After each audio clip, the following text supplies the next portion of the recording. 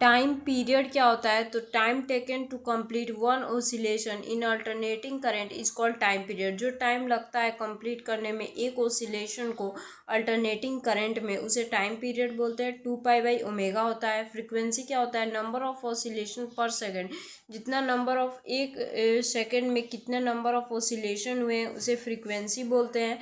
ये और it is known as frequency. It is reciprocal of time period. ये time period का reciprocal होता है, यानी F=ω/2 पाई और ω=2 पाई f भी बोल सकते हैं, ठीक है, क्योंकि ओमेगा 1/f के इक्वल हो जाएगा यहाँ से, ठीक है, क्योंकि वो रेसिप्रोकल हो रहा है ना, तो एफ फ्रीक्वेंसी ओमेगा यहाँ पे ये फ्रीक्वेंसी जो होगा वो अपोजिट रेसिप्रोकल होगा और ओमेगा भी रेसिप्रोकल होगा, इसलिए।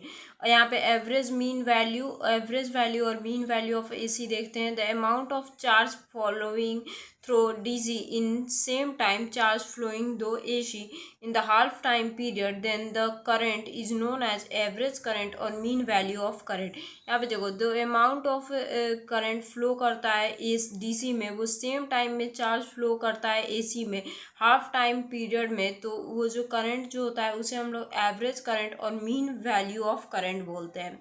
Root mean square value of AC क्या होता है, the amount of heat produce by DC current in the same time same amount of heat is produce, then current is known as root mean square value of AC.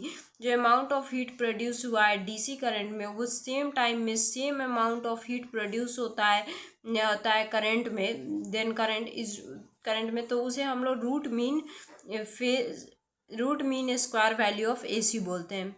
Phase मैंने यहाँ पे नहीं लिखा है, आप कमेंट सेक्शन में बता सकते हो फेज का। फेज डायग्राम क्या होता है, it is a rotating vector by which we show the alternating voltage and current of same frequency with proper phase.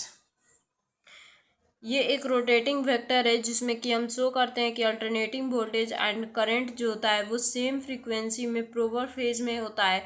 अब फेजर इज अ वेक्टर होता है, phasor which rotates about the origin, जो कि rotates करता है origin से angular speed omega से। We use notion of phases to show phase, हम यूज करते हैं नोशन का फेजेस को शो करने के लिए, फेज रिलेशनशिप को शो करने के लिए between voltage and current in AC current, जो कि वोल्टेज और करंट को शो करना होता है एसी करंट में। The phase angle between the voltage and the current is zero, जो फेज एंगल होता है वोल्टेज का और करंट का वो जीरो होता है। सो आई होप आपको ये सारे टॉपिक्स अच्छे से समझ आई होगी। नेक्स्ट वीडियो में हम आगे के टॉपिक्स को देखेंगे, तो इसमें कोई भी दिक्कत हो तो कमेंट सेक्शन में पूछ सकते हो, एंड आने वाले वीडियोस देखने के लिए चैनल को सब्सक्राइब कर लेना।